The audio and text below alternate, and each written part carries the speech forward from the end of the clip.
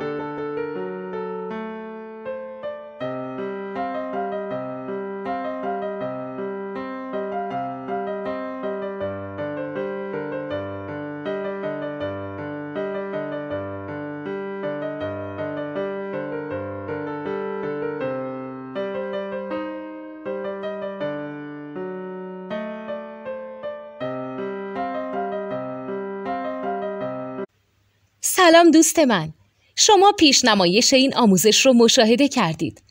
برای دیدن آموزش به صورت کامل میتونید به وبسایت نوت 2 که مرجع آموزش موسیقی هست مراجعه کنید.